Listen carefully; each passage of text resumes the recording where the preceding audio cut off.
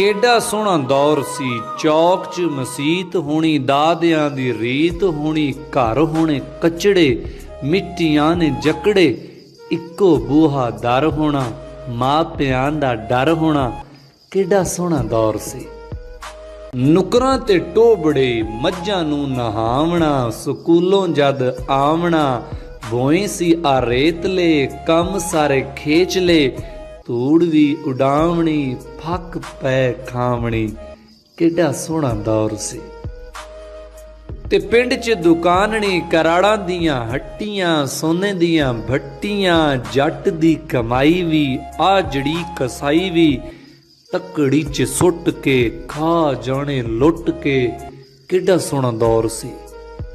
डारां विच रोही दे, जिस तरह शराब होवे, रुख ना किताब होवे, डाचियां ते गावां भी धुप खां